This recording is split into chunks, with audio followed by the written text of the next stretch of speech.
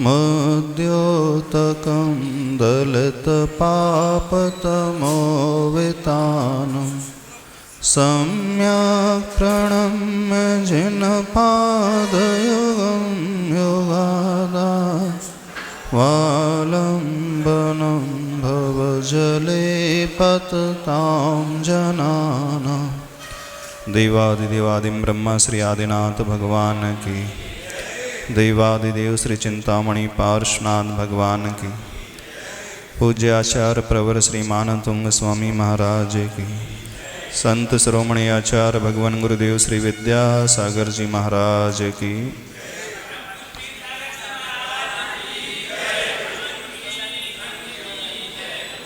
श्लोक नंबर 26 चल रहा है।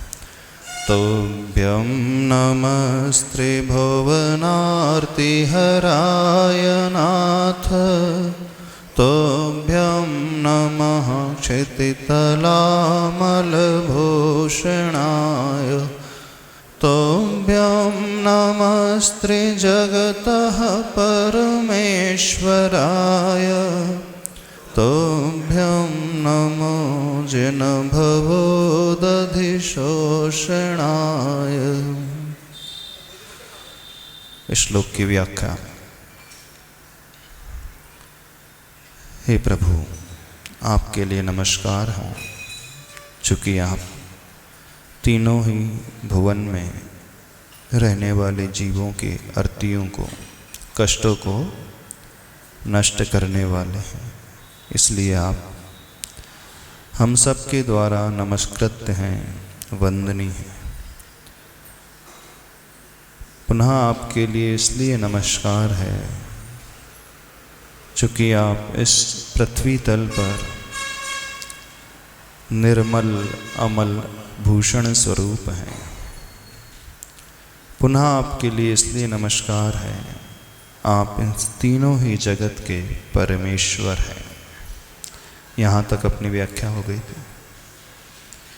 प्रभु को जब नमस्कार करें, प्रभु की जब भक्ति करें, परमेश्वर के रूप में उन्हें स्वीकारें। परम ऐश्वर्यशाली वे हैं। दुनिया का कोई भी ऐश्वर्य ऐसा बाकी नहीं है जो प्रभु आपके पास ना हो। आप पूर्ण ऐश्वर्य से सहित हैं। जहाँ हम सामने वाले को पूर्ण रूप में देखने लगते हैं, झुकाव अपने आप होने लगता है। यदि हम जिनकी भक्ति कर रहे हैं उन्हें अधूरा मानेंगे, अपूर्ण मानेंगे, तो हमारा समर्पण पूरा हो नहीं सकता। हमारे मन में अवश्य कुछ ना कुछ विकल्प पैदा होता रहेगा। सब कुछ तो अच्छा है, लेकिन ये कमी है। आप किसी की प्रशंसा करो, बहुत अच्छा है, देखने में अच्छा है, कमाता अच्छा है, मंदिर भी जाता है, दान भी देता है, संगति भी अच्छी है, लेकिन क्या हो जाता है? बस लेकिन लगते ही अब मन में डाउट पैदा हो गया, संदेह पैदा हो गया। अब वह समर्पण नहीं होगा जो होना चाहिए। यदि हम समर्पण लाना चाहते हैं, अपने भीतर भक्ति लाना चाहते हैं, तो सामने वाले को पूर्ण रूप से स्वीकारना सीखें। ये तो हुई प्रभु की बात। जिन गुरु के चरणों में भी हम समर्पित करना चाहते हैं अपने आप को, जिनसे हम कुछ सीखना चाहते हैं, जिनसे हम कुछ पाना चाहते हैं, एक नियम है। यदि हमें उनकी थोड़ी भी कमी नजर आ रही है तो हम कभी पूरा पा नहीं पाएंगे, सीख नहीं पाएंगे। जान रहे हैं उनमें थोड़ी कमी है, क्योंकि जब तक संसारी है, जब तक संसार में है, जब तक वो भगवान नहीं बन जाते हैं, जब तक उनके 18 दोष नष्ट नहीं हो जाते हैं, वे कुछ ना कुछ कमी को लेकर के ही रहेंगे। अब ये हमारे ऊपर आधारित है, हम क्या देखना चाहते हैं। यदि हम बहुत कुछ पाना चाहते हैं, सब कुछ पाना चाहते हैं, तो हम सामने वाले को उस समग्रता से देखना सीखें। गुरु को भी हम पूर्ण रूप से देखना सीखें। वहां हम दिमाग ना लगाएं, बुद्धि ना लगाएं। गुरु महाराज हैं तो बहुत अच्छे, ज्ञान है, तप है, चारित्र है, व्यवहार कुशलता है, बस थोड़ा थोड़ा एक छोटी सी कमी है। बस यदि ये भाव आ गया हमारे मन में, कल्याण नहीं हो पाएगा। आप कहोगे कि महाराज जी जो है सो है, कमी है तो दिखेगी नहीं।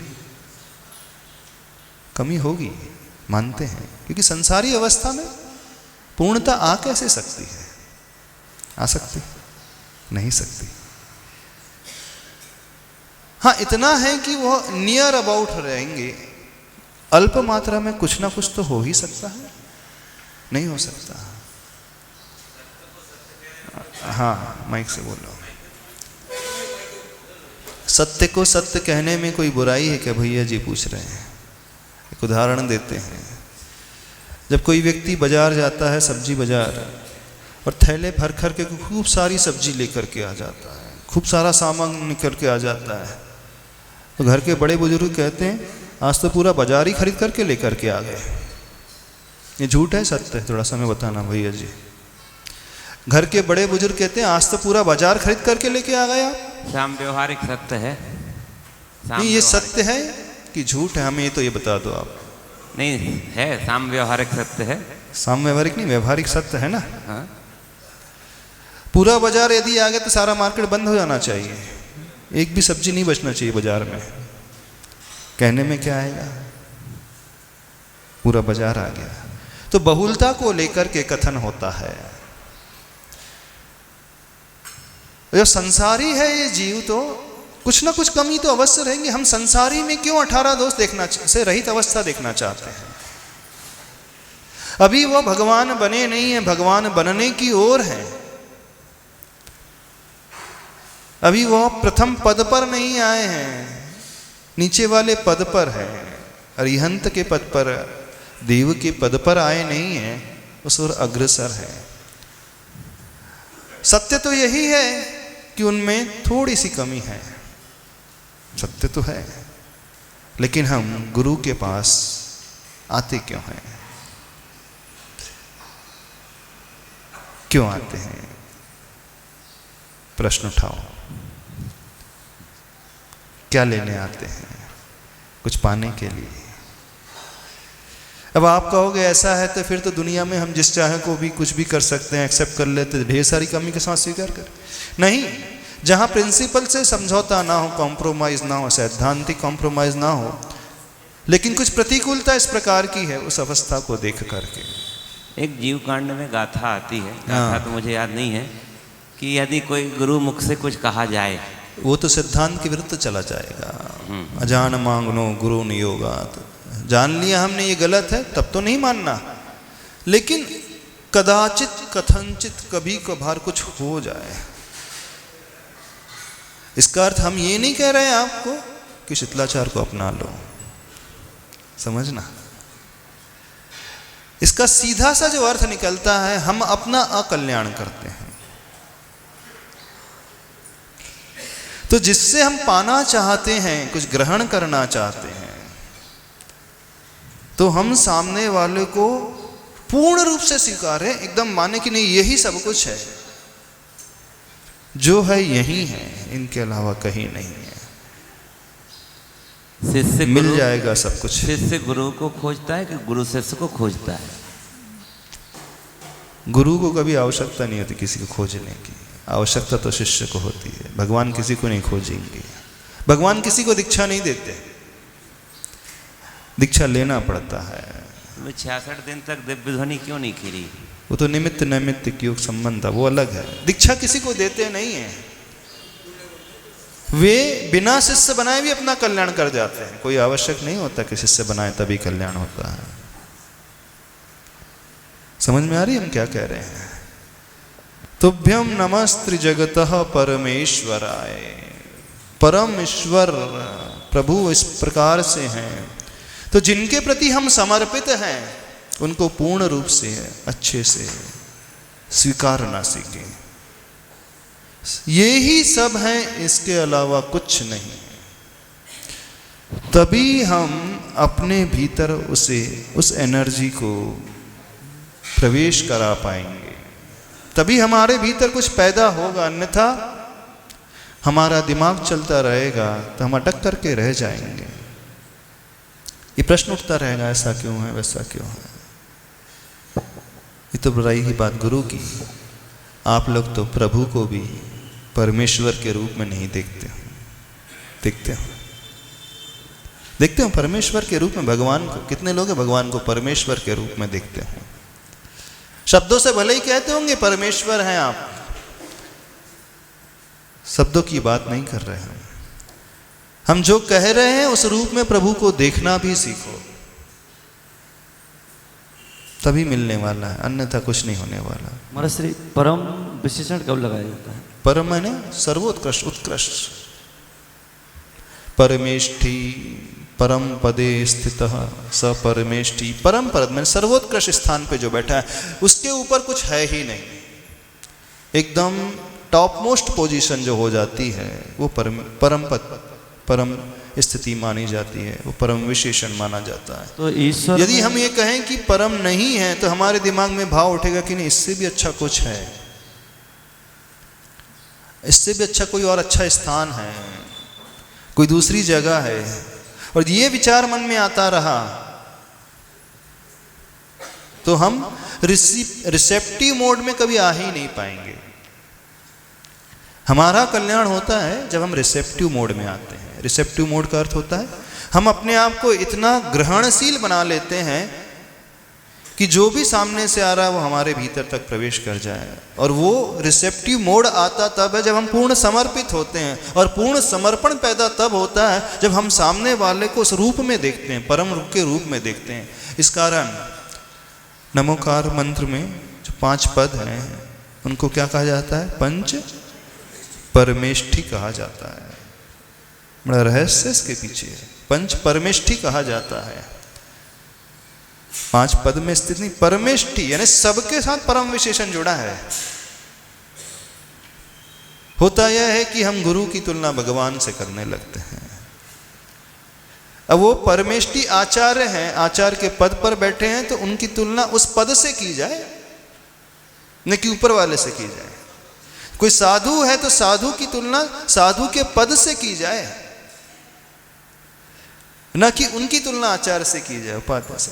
सबके साथ परम विशेषण जुड़ा हुआ है। यानी हम सामने उन 5 पदों में जो स्थित हैं उनको परमेष्ठी रूप में नहीं मानेंगे तो हमारा कल्याण ही नहीं होगा।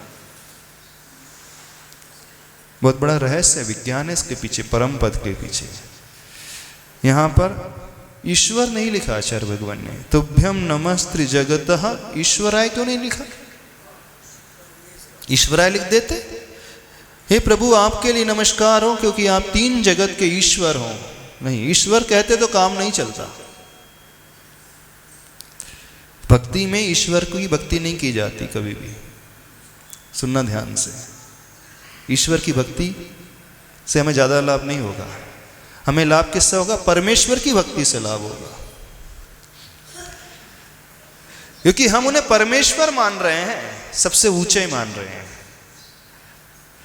तो ऊंचा स्वीकारना सीखो, महान स्वीकारना सीखो, उत्कृष्ट स्वीकारना सीखो। और जैसे ही हमारे हृदय ने परमेश्वर स्वीकारा, उत्कृष्ट मान लिया, बस हमारा मन कहेगा, हृदय कहेगा, इससे अच्छा स्थान अब कहीं है ही नहीं, इससे बड़ी जगह कोई है ही नहीं, इससे बड़ा व्यक्तित्व कोई नहीं है। जो है सो यही है, यही है।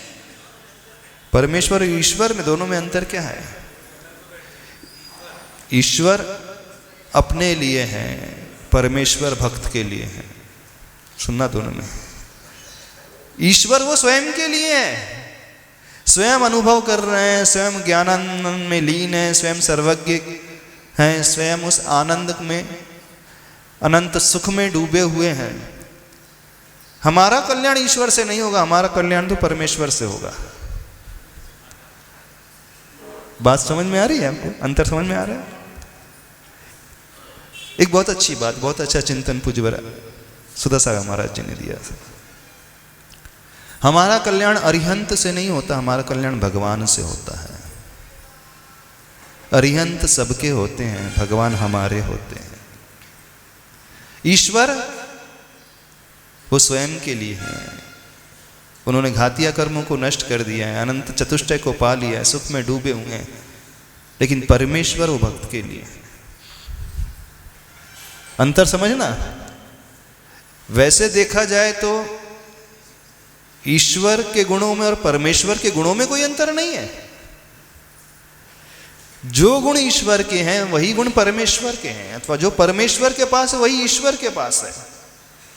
लेकिन परमेश्वर उस भक्त के लिए जो पूजा कर रहा है, उस भक्त के लिए जो उसकी आराधना कर रहा है, उसको सब कुछ मान रहा है, जिससे वो पाना चाहता है, परमेश्वर उसके लिए है। यानी वो इतना हृदय में इतना अच्छा भाव लिए हुए है सामने वाले के प्रति। नहीं, तीन लोक में आपसे बढ़कर कोई है ही नहीं।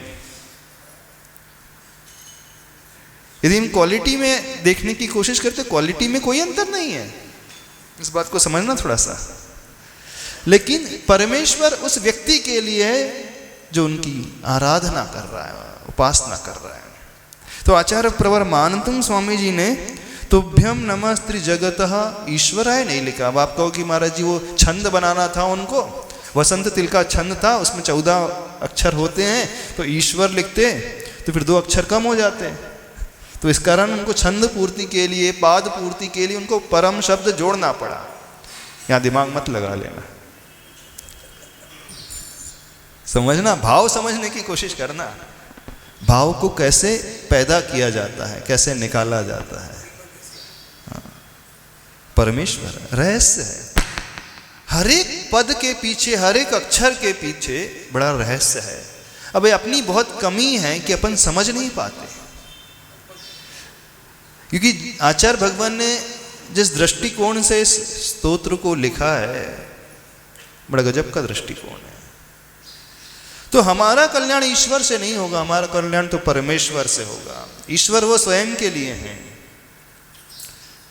लेकिन हम क्या देख रहे हैं? उन्हें परमेश्वर देख रहे हैं, उत्कृष्ट, सर्वोत्कृष्ट, आपसे बड़ा कोई नहीं है। तो बताना, जब आप आदिनाथ भगवान की भक्ति करते हो, भक्ता हमारे स्तोत्र पढ़ते हो, तीर्थंकर भगवान के पास आते हो, तो ये मानते हो ये परमेश्वर है? आप कुछ नहीं मानते, सही बता रहे।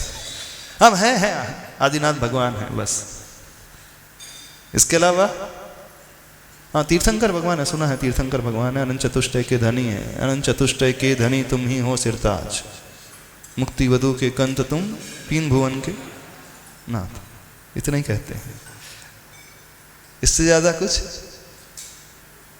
कहते हैं। हमारी बात समझ में आती है आपको कि नहीं आती है? पूछ लेना, नहीं तो बहुत ज्यादा गहरी तो नहीं हो जाती। माइक से बोलना, थोड़ा सामने आ जाओ डॉक्टर साहब। उलझाने वाली, वो बोल रहे हैं उलझाने वाली बात रहती है। हम तो सुलझाने वाली बात कर रहे हैं और आप उलझाने वाली। व्याख्या कई प्रकार से, एक दंडान्वय, एक खंडान्वय।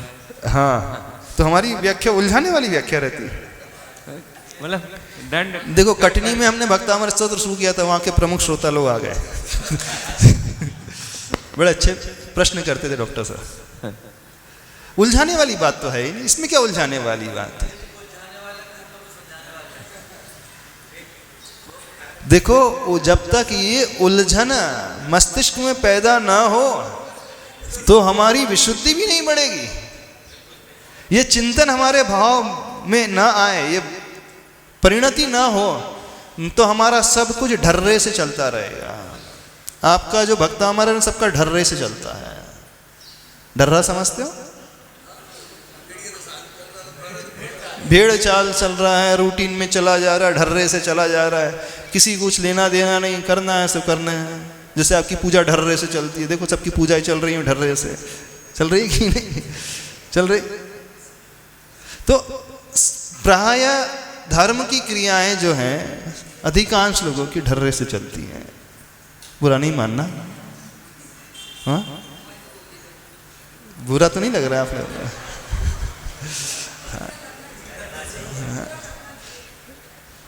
कि होता है। तो तुभ्यम नमस्त्रि जगतः परमेश्वराय, परमेश्वर के रूप में देखें प्रभु को, सर्वोत्कृष्ट के रूप में देखें। ऐश्वर्य से सहित है प्रभु आप। जो ऐश्वर्य आपके पास है वो ऐश्वर्य किसी के पास नहीं। जो महिमा आपकी है वो महिमा किसी की नहीं। तब भक्ति का आनंद आता है, तब कुछ प्राप्त होता है। ऐसा थोड़ा सा चिंतन करोगे, हो सकता है आप भक्तामर स्तोत्र का पूरा पाठ न भी कर पाओ हमारे तरीके से चलोगे तो। हाँ, कई लोग हमारे पास आए, बोले महाराज जी जब से हमने आपके तरीकों को अपनाया तो हमारा पाठ नहीं हो रहा पूरा। हमने बोला बहुत अच्छा हो रहा है। हमने बोला बहुत अच्छा हो रहा है। हमें गिनती पर नहीं जाना, 48 की संख्या पर नहीं उलझना है, हमें तो भावों में रुकना है। यदि एक ही श्लोक पढ़ करके आप 48 मिनट निकाल दो तो बहुत अति उत्तम। एक श्लोक में आप सामायिक कर लो, अति उत्तम। एक श्लोक पढ़ करके उसकी भाव भंगिमा ला करके आप चिंतन में इतना उतर जाओ गहरे कि 50 मिनट, 1 घंटा, आधा घंटा बीत जाए, मानना कुछ सार्थकता निकल गई। इसलिए ज़्यादातर गिनती में नहीं उलझना चाहिए। एक आचार्य भगवान की बड़ी विशेषता बताते हैं। कई बार आचार्य भगवान जब पाठ करते हैं, भक्ति करते हैं, तो एक ही श्लोक को, एक ही गाथा को बार बार दोहराते रहते हैं। बार बार उसी सूत्र को, उसी गाथा को दोहराते रहते हैं। क्या भूल जाते हैं? अच्छा से भगवान पाठ करते करते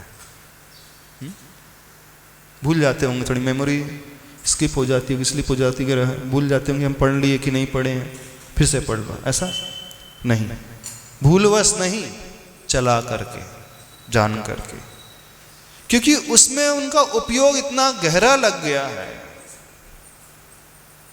विशुद्धि इतनी बढ़ रही है कि उससे आगे बढ़ने का मन ही नहीं कर रहा है।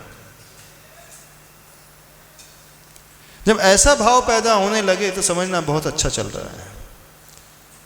कभी पूजा ऐसी किया करो कि कभी पूजा खत्म ही ना हो। जितने समय में आप 5 पूजा करते थे उतने ही समय में आपकी एक ही पूजा हो जाए। हाँ, एक ही पूजा, जितने घंटे, आधे पौन घंटे में 5 होती थी, मान लो हो जाती पौन घंटे में 5 पूजा, आराम से हो जाती है। हाँ, तो पौन घंटे में एक ही पूजा हो जिस दिन, तो समझना आज बहुत अच्छा मन लगा। और गहरे में जाए जिस दिन एक ही अर्घ चढ़ा पाए तो फिर कहना ही क्या, आनंद का तो पार ही न रहे। वो अद्भुत भक्ति कहलाएगी, वो अलग ही कुछ कहलाएगा। लेकिन सभी लोग प्राय इतने आदी हो गए हैं गिनती के, उसी में सब कुछ मानते हैं। समझ में आ रही बात? नहीं समझ में आ रही? तो क्या देखोगे? प्रभु को किस रूप में देखोगे? परमेश्वर के रूप में देखना। परम ऐश्वर्यवान है आप, आपसे बढ़कर के कोई भी नहीं। फिर ये भाव आते ही समर्पण अपने आप हो जाएगा, आपको करना भी नहीं पड़ेगा। हृदय आपका विशुद्ध अपने आप हो जाएगा, ग्रहणशील हो जाएगा, उस ऊर्जा को ग्रहण करता रह जाएगा। और ये भाव नहीं आया तो कुछ नहीं होता है। यानी हर एक का मनोविज्ञान है, हर एक शब्द का जो आचार्य भगवान ने लिखा उसके पीछे बहुत गहरा मनोविज्ञान छिपा हुआ है। उस शब्द का प्रयोग आचार्य भगवान ने क्यों किया?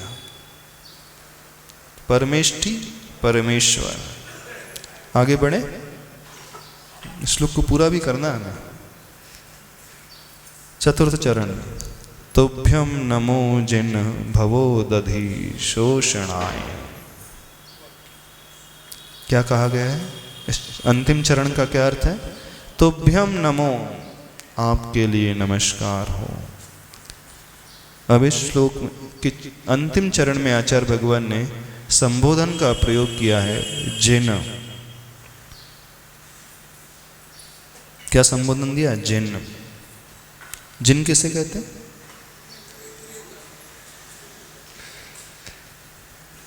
सभी लोग जैन हो ना? जिन किसे कहते हैं? जो जीते सो जिन, जो जीत लेता है। किसे जीत लेता है? हाँ, जो अपने शत्रुओं को जीत लेता है। शत्रु बाहर के नहीं, जो भीतर के शत्रु हैं। जो अपनी कमियों को जीत लेता है, जो अपने दोषों को जीत लेता है, जो अपने कर्मों को जीत लेता है, कुछ भी आप कह लो। तो जितना हम जीतते चले जाएंगे उतने हम जिनके भक्त होते चले जाएंगे। तो प्रभु ने सभी बुराइयों को जीत लिया है, सभी कमियों के ऊपर विजय पा ली है, सभी कर्म शत्रुओं को उन्होंने विजित कर लिया, जीत लिया। इसलिए वो जिन, कसाय अरीन जयति इति जिनः, कषाय रूपी अथवा कर्म रूपी शत्रुओं को कर्मारी जयति इति जिनः, कर्म रूपी अरुई को जो जीतते हैं वे जिन कहते हैं, जिन कहलाते हैं। ये तो हो गए कर्म की बात। जो अपनी अपनी भीतर की कमियां हैं, भीतर बैठी हुई हैं, यदि हम भी उन्हें जीतते चले जा रहे हैं, थोड़े थोड़े जिन हम भी होते चले जा रहे हैं, नहीं हो जाएंगे? हो जाओगे कि नहीं आप भी जिन? जो जिन का उपासक होता है, सच्चा जैन वही होता है। स्वयं की कमियां स्वयं को पता चलती हैं क्या? क्यों नहीं चलती? क्यों नहीं चलेगी पता? स्वयं की कमियां स्वयं की पता चल जाए फिर तो नहीं। यदि वो उस उपयोग को अपने भीतर, उस इंटेंशन को, उस विचारधारा को, उस दृढ़ता को, उस जागृति को लेकर के आए तो चल जाएगी। अब वो जानना ही ना चाहे तो बात अलग है। नहीं, फिर यदि स्वयं की गलतियां स्वयं को पता चल जाए तो गलतियां करेगा काय को? फिर वो सिगरेट पिए कभी? नहीं पिए। जितने सिगरेट पीने वाले हैं, चेन स्मोकर होते हैं, अतः पाउच तो खाया, गुटखा खाया कभी भैया जी? नहीं खाया। जितने गुटखे खाने वाले हैं, क्या उन्हें पता नहीं रहता गुटखे खाने से कैंसर होता है?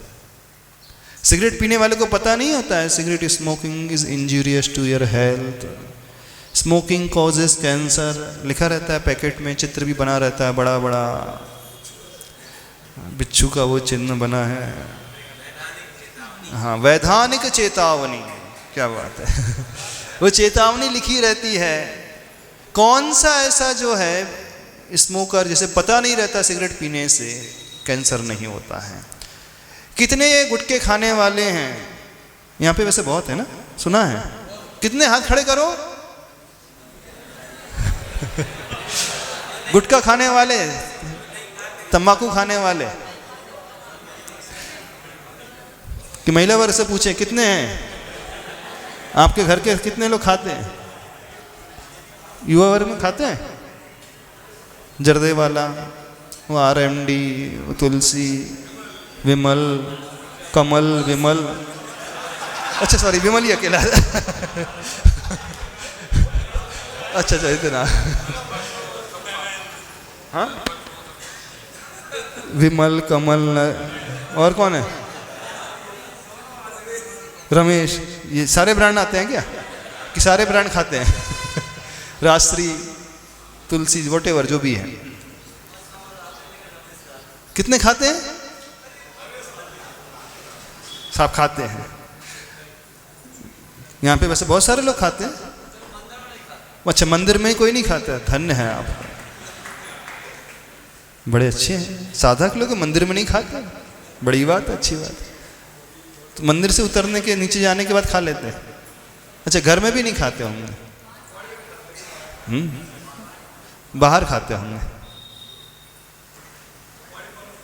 सिगरेट बीड़ी पीने वाले कितने हैं? कोई हाथ ही नहीं खड़े कर रहा। सब शरीफ बन गए कि शरीफ हैं? हाँ, जो नहीं पीते वही आते हैं। तो जो ये नशा करते हैं, किसी भी प्रकार का नशा, क्या उन्हें पता नहीं रहता है कि सिगरेट पीने से, नशा करने से शरीर को हानि होती है? पता तो सबको रहता है। फिर पता रहने के बाद छोड़ देते हैं वे।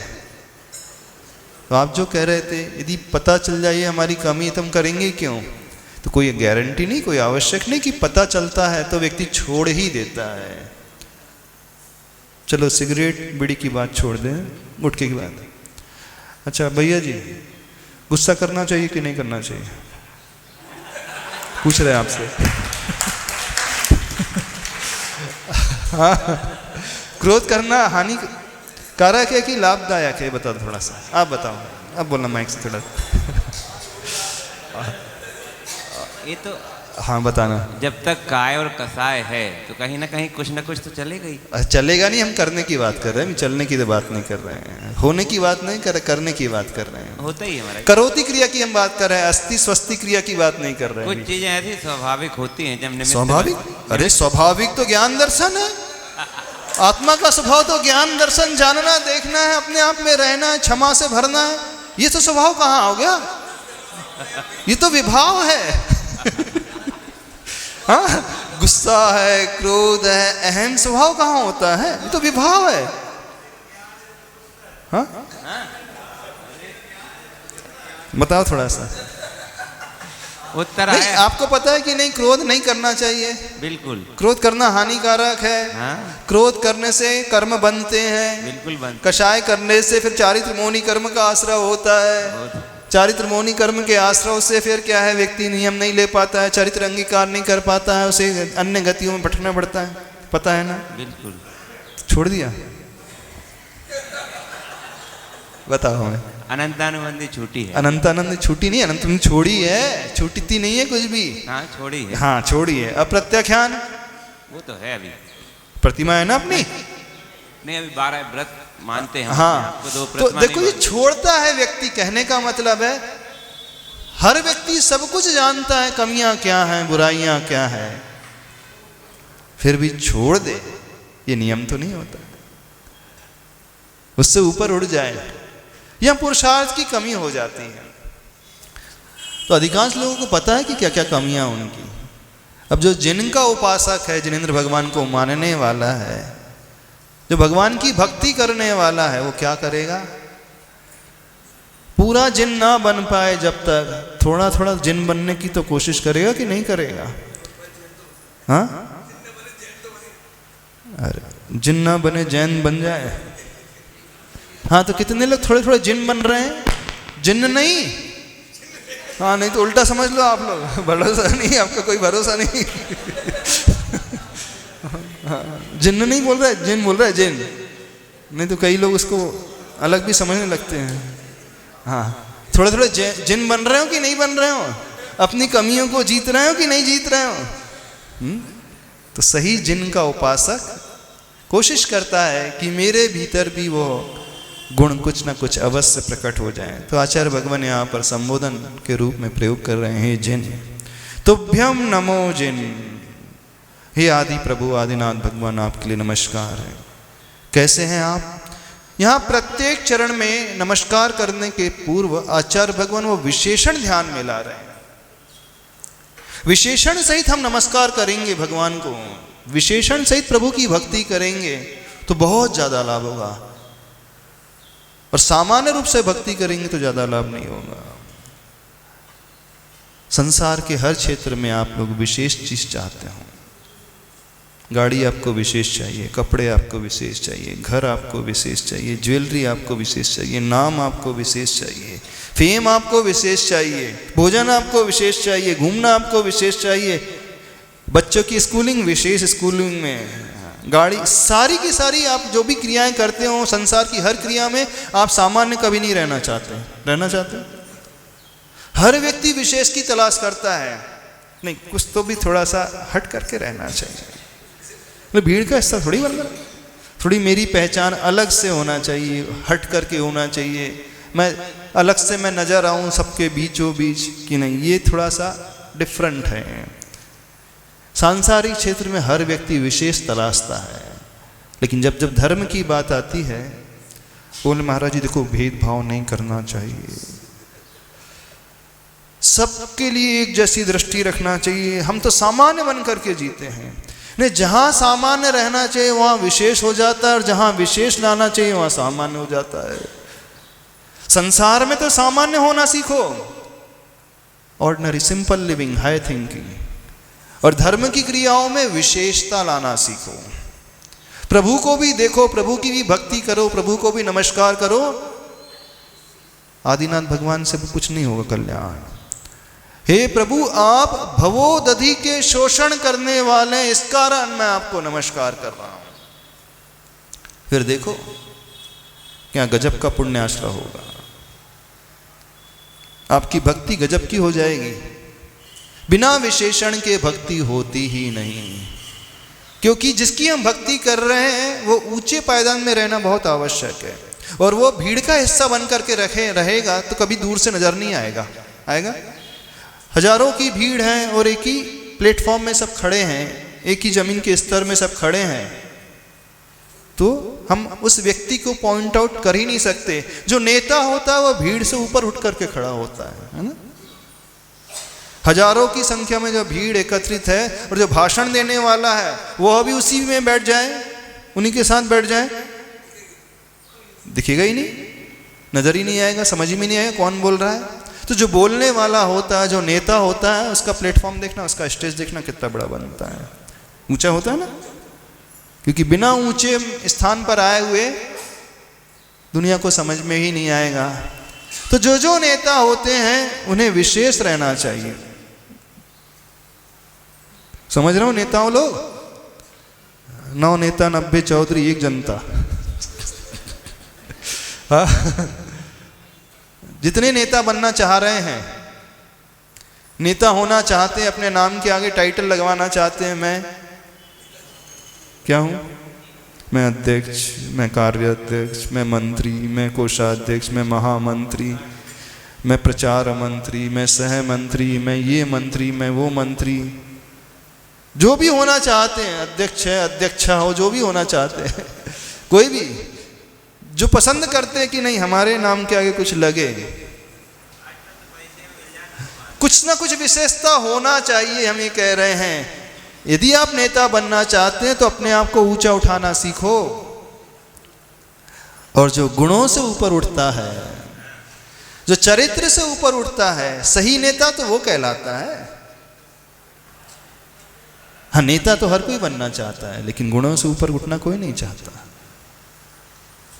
अब जब सामने वाले नेता की हम भक्ति कर रहे हैं, उस व्यक्तित्व को हम पूज रहे हैं, यदि हम सामान्य मान करके पूजेंगे ना, तो वो हमें नजर ही नहीं आएंगे, वो भी एक भीड़ का हिस्सा बन करके रह जाएंगे।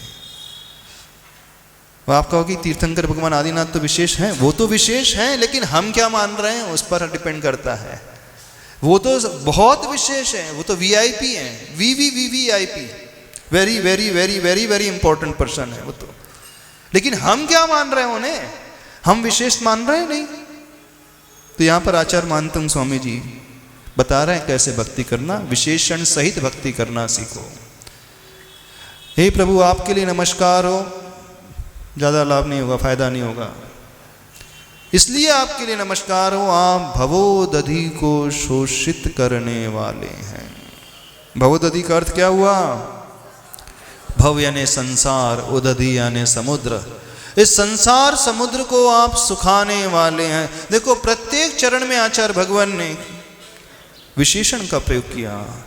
भुवनार्ति हराय नाथ, क्षिति तलामल भूषणाय, परमेश्वराय, त्रिजगतः परमेश्वराय, भवोदधि शोषणाय। हर जगह उन्होंने विशेषण का प्रयोग किया है। जब ऐसी विशेषण हमारे भीतर जागृत हो जाते हैं, विशेषता दिखने लगी प्रभु की, तब तो मानना हम भक्ति कर रहे हैं, अन्यथा सब सामान्य चला जा रहा है, सब सामान्य हुआ जा रहा है।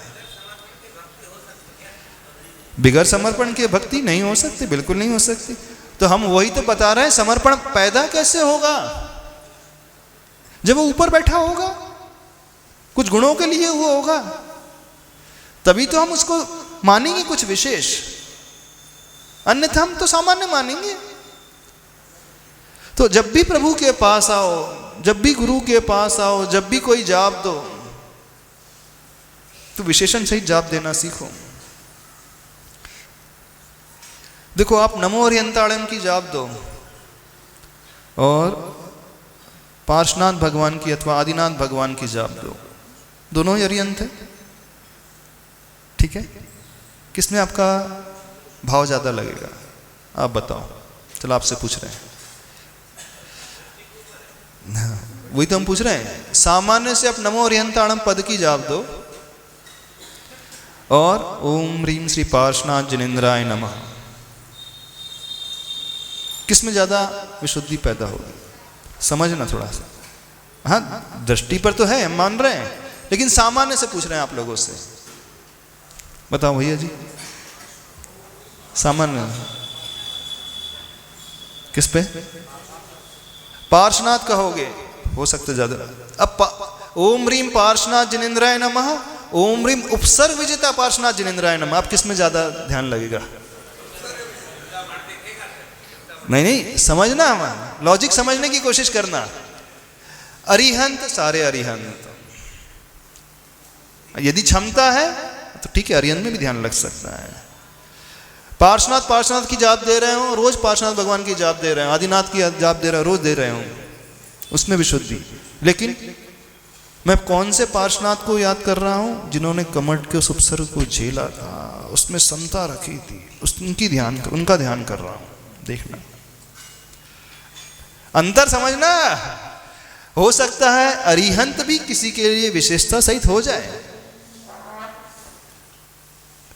सामान्य हमारे लिए कुछ विशेष बन जाता है, विशेष होते होते फिर वो सामान्य हो जाता है। जैसे आप रोज दाल रोटी सब्जी खाते हो, सुनना आप ध्यान से, एग्जाम्पल दे रहे हैं।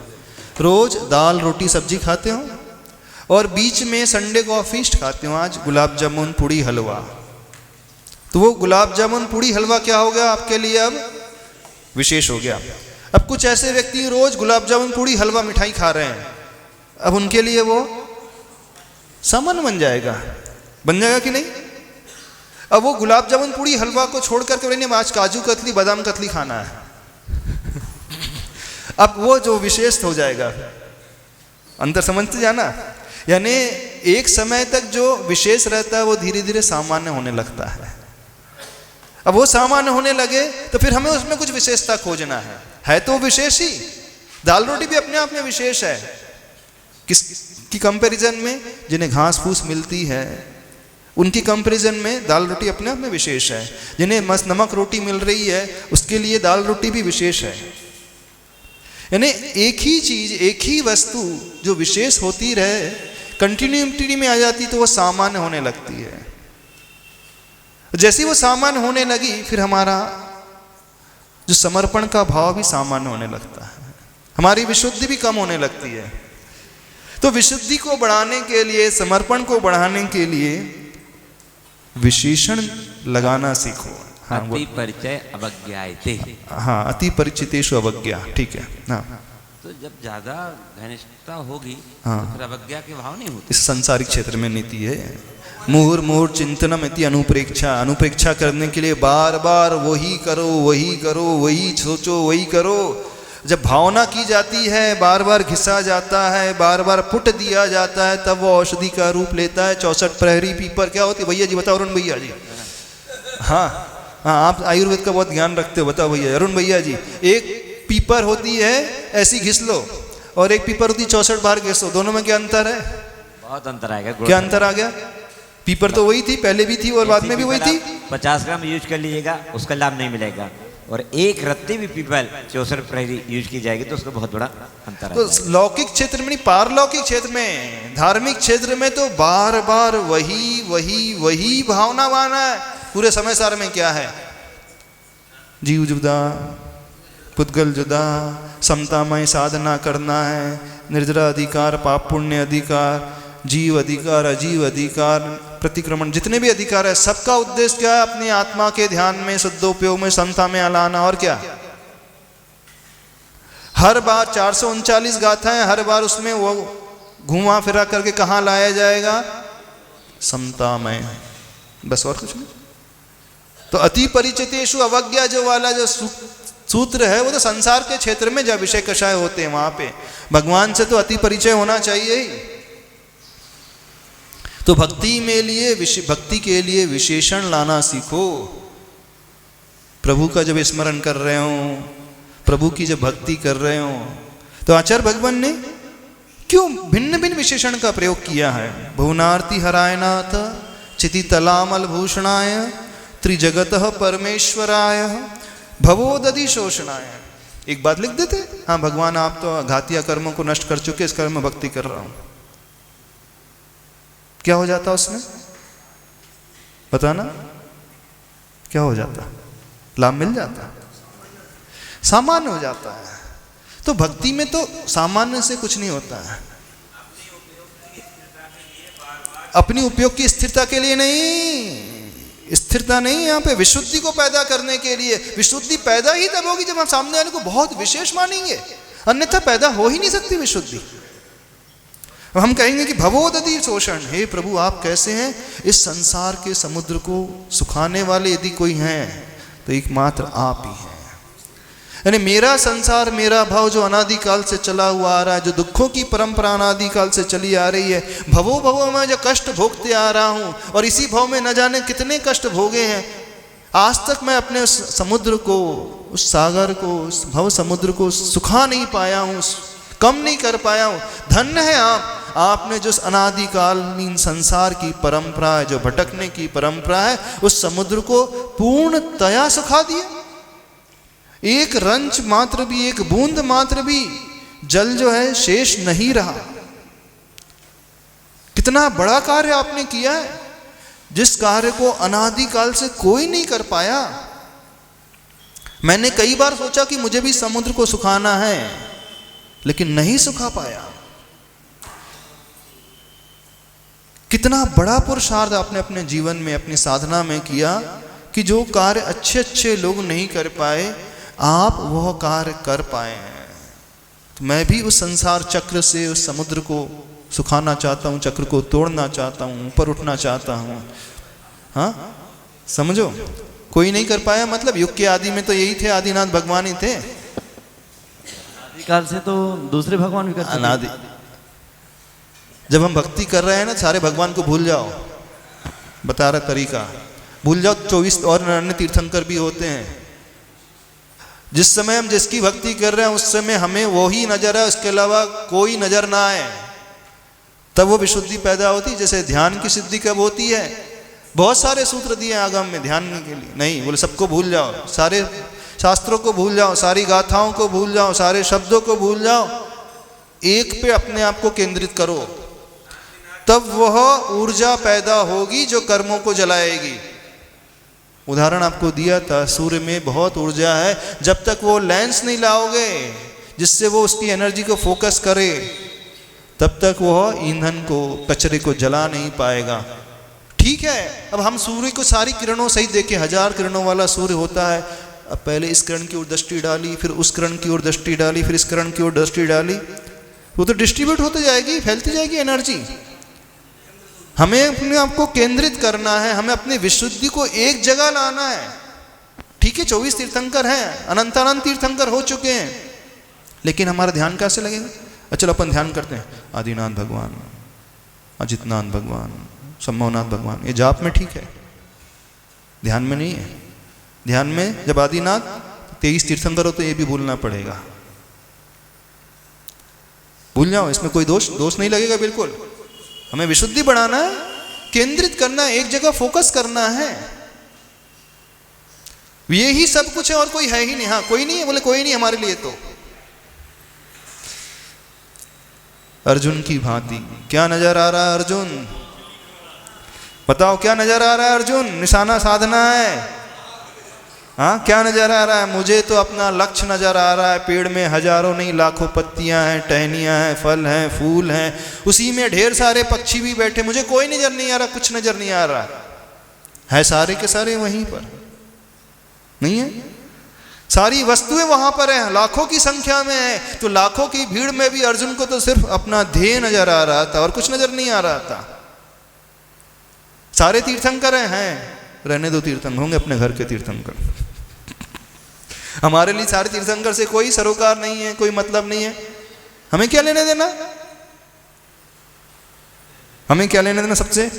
अब जब हम ध्यान करने बैठे, विशुद्धि बढ़ाने बैठे, तो उस समय आदिनाथ तो आदिनाथ, अजितनाथ तो फिर अजितनाथ, फिर अजितनाथ का ध्यान कर रहे हैं तो आदिनाथ भी भूल जाओ।